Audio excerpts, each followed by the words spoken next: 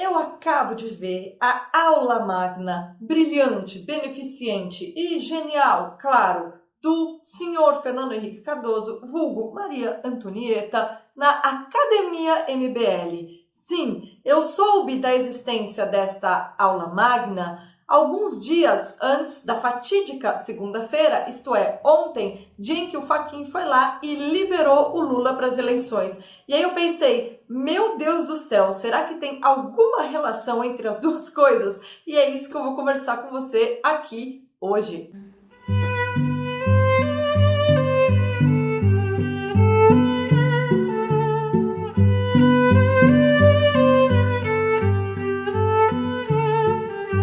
Como vocês sabem, terça-feira é dia de polêmica, dia de assuntos mesquinhos mesmo nesse canal, porque não dá pra gente não comentar, não se divertir, pelo menos no Rio pouco, com a quantidade de besteira que acontece no Brasil. E uma delas sempre está à disposição e ela se apresenta com toda a beleza diante de nós quando o Fernando Henrique resolve abrir a boca, né? Porque se tem uma coisa sobre a qual o Fernando Henrique sabe dar aula como ninguém, é como falar muito sem dizer nada. E isso é o que foi a aula magna do Fernando Henrique na Academia MBL. Eu fiquei assim, confesso para vocês, esperando ansiosamente o momento que eu teria aquela 1h20 para ouvir as sábias palavras do ex-presidente, que o Renanzinho chama de presidente, né? Eles estão fazendo igual o petista. O Lula, quando ele saiu da presidência, não sei se vocês lembram, todo mundo que era puxar saco do Lula, que era, na verdade, funcionário dele, né? Mesmo que ali por baixo do pano, chamava de presidente. Oi, presidente, presidente, presidente. O cara já não era presidente. E o MBL faz isso com o Fernando Henrique, provando que nada mais são do que a tal da juventude do PSDB. É isso que o MBL sempre foi. E agora tá descarado, né? O Renanzinho chamou o Matarazzo, né? O distinto Matarazzo, e o senhor Fernando Henrique para dar uma aula de como que se deve alguém comportar como presidente. O que é ser presidente? Né? A gente sabe que no fundo o que eles estão querendo fazer é dar um tapa com luva de pelica, um Bolsonaro dizendo, oi, tá vendo? Você não tá à altura do cargo, nosso chefinho querido tá. O nosso chefinho é aqui o senhor Fernando Henrique. O problema é o seguinte, quem não está preocupado em encontrar a lógica por trás do discurso, vai engolir o que o Fernando Henrique fala, porque ele fala muito bem. Só que ele fala muito bem sobre absolutamente nada. E essa é a característica do que eu chamo de político de carreira. Ele mascara, ele finge ser muito franco, e o Matarazzo ajudou bem, né? O Matarazzo falou, o Fernando Henrique, eu conheço o Fernando Henrique há muito tempo, desde que ele tem 50 anos, ele é a mesma pessoa. E não sei se vocês lembram, eu fiz um vídeo aqui um tempinho atrás chamado Quem foi Mazarino? Ou a etiqueta do político de carreira. E o Fernando Henrique, ele obedece perfeitamente essa etiqueta. A única coisa que ele fez nessa aula magna foi dar aula de etiqueta política. O que é etiqueta política? É conversar com todo mundo, passa a mão no telefone, liga, né? Porque no fundo ele sabe que as pessoas querem se sentir importantes e são tão tolas que se sentem importantes recebendo um telefonema do presidente. Então o que ele fazia? Ele jogava com a vaidade das pessoas, né? Ai, olha, o presidente da República me ligou, puxa vida. É, na verdade, alguém que domina a etiqueta da política, né? Que é um jogo de simulação e simulação no momento em que a gente está vendo aí esse teatro todo acontecer, né? É isso que a política virou. Não é mais um lugar onde as pessoas realmente se preocupam com o bem comum, né? Nessa aula onde ele não disse nada, uma das coisas que ele ficou repetindo e que não tem fundamento nenhum é que você tem que fazer, quando você é presidente, o que é bom para o país. E aí eu me pergunto, o que é bom para o país é, por exemplo, o povo ter liberdade. Ele fala de liberdade o tempo todo, né? Mas que tipo de liberdade a gente tem com esse monte de agência reguladora que o PSDB implementou, né? O PSDB é a esquerda globalista. Eles vão pelo controle, eles deixam o mercado funcionar, porque afinal eles precisam ter alguém para arrancar imposto. Quando eles privatizam para os amigos, eles privatizam para oligopolistas, tá? Eles não abrem concorrência, eles privatizam. É muito fácil falar que você é a favor de livre mercado quando você privatiza para o seu amiguinho, né? Agora, se você é a favor de livre mercado, mesmo se você quer liberdade, você não privatiza para o seu amiguinho. Você simplesmente deixa a concorrência funcionar. Você pode até manter estatal. Se você abre concorrência, meu filho, aí sim você tá gerando liberdade. Como é que você fomenta a concorrência, não tendo agência reguladora, não tendo esse monte de órgão dizendo, olha, para você funcionar, você tem que cumprir essa é a regra. E este é o modo de gerar a liberdade do PSDB, tá? Eles trabalham desta maneira. Eu sei porque eu tô aqui no estado de São Paulo, né? Sempre morei aqui, nasci nesse estado, sempre morei aqui, fiquei um pouco tempo, só morei 4 anos fora daqui e eu sei exatamente como que São Paulo é governada. A gente está sendo asfixiado por agências reguladoras. Então, tem grana rolando? Tem. Mas quem opera? Quem consegue se encaixar nas regras dessas agências reguladoras. Ou seja, não é aqui que a concorrência é estimulada, né? O que a gente tem aqui são pessoas que se valem da política para criar, assim, algumas estratégias que façam com que apenas oligopólios continuem tendo a possibilidade de estar no mercado. Tem mercado? Tem mercado, mas tem mercado para poucas pessoas. A Maria Antonieta, ou o Fernando Henrique Cardoso, foi o melhor apelido que alguém já deu para um político no Brasil, porque de fato o Fernando Henrique ele tem uma mentalidade extremamente, não vou falar aristocrática, porque aristos vem do grego, que significa os melhores, né? Mas ele tem uma mentalidade elitista no sentido pejorativo do termo. Ele diz assim, o que é melhor para o Brasil? Bom, evidentemente é o que eu e meus amigos pensamos, né? Um dos amigos dele é o Bill Clinton, né? Para você ver, ele fala bem do Bill Clinton na aula toda, deslumbradíssimo de ter ido ouvir um jazz com o Bill Clinton, não sei em que ocasião que eles se encontraram. Era uma pessoa extraordinária e tal, quer dizer, o modelo para ele de ser humano é o Bill Clinton. E o Bill Clinton é um dos pilares do globalismo.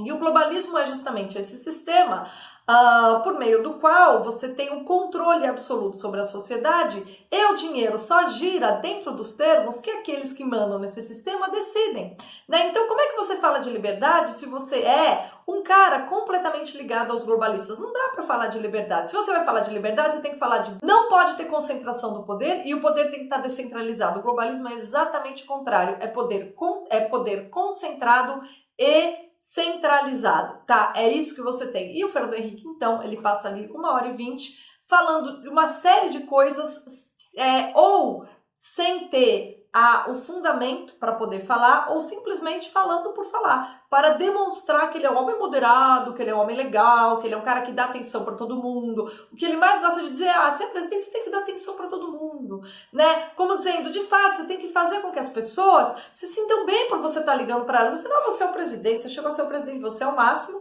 né? E você tem que compartilhar um pouquinho desse seu sentimento com os outros. Quer dizer, na verdade, ser o presidente para o Fernando Henrique é simplesmente adular a tendência, a vaidade que tem cada pessoa que aspira a uma carreira política. Então você dá uma ligadinha para cada pessoa do Congresso, funciona? Não tenho dúvida que funcione. Ele é um político hábil? É. Por quê? Porque ele sabe a etiqueta da política. Que etiqueta? A etiqueta da simulação e da dissimulação. É isso que o Fernando Henrique sabe, tá? É isso que ele faz, é isso que ele tem que ensinar. E o MBL, o que o MBL quer? O MBL diz querer formar uma juventude para a política nessa academia. Só que essa juventude está tendo como exemplo um cara que representa esse modo de fazer política que o povo não aguenta mais. O povo não quer mais gente que fala mansinho e fala direitinho com todo mundo. O povo gostaria de alguém que pensasse um pouquinho nele, né? E aí a gente tem, poucas vezes a gente tem um governante que em algum momento demonstrou pensar no povo, né? E o Fernando Henrique é o cara que menos pensou no povo. Ele pensou, evidentemente, na estabilidade do seu cargo. Ele pensou, evidentemente, na estabilidade do seu governo, em conservar o governo, que é a velha lição do Cardeal Richelieu, conservação do poder. O príncipe tem o direito supremo de conservar o seu poder a qualquer preço, assim como uma pessoa que está à beira da morte, é legítimo que ela se defenda com todos os meios. Está aqui no Testamento Político, estou lendo esse livro com os meus alunos agora, e a gente vai ler isso aqui por 2 meses, para todo mundo ficar bem escolado quanto a qual é a mentalidade política moderna, tá? Essa edição, inclusive, ela saiu pelo Senado Federal, e é tão engraçado, né, que a noção de razão de Estado, de cálculo político, basta que a gente fale um traço da vida do Richelieu para que as pessoas entendam, tá? Para vocês terem uma ideia, a França, na época do Richelieu, o Richelieu foi o primeiro-ministro do Luís XIII, que é o pai do Luís XIV. Ele foi ali ministro de Estado entre 1624 e 1642, o período da Guerra dos 30 Anos. A Europa estava numa confusão geral nesse momento, tá? Ele tinha como objetivo manter a França protegida dos Habsburgos, e os Habsburgos, eles governavam Espanha e Áustria, então a França estava comprimida entre os dois.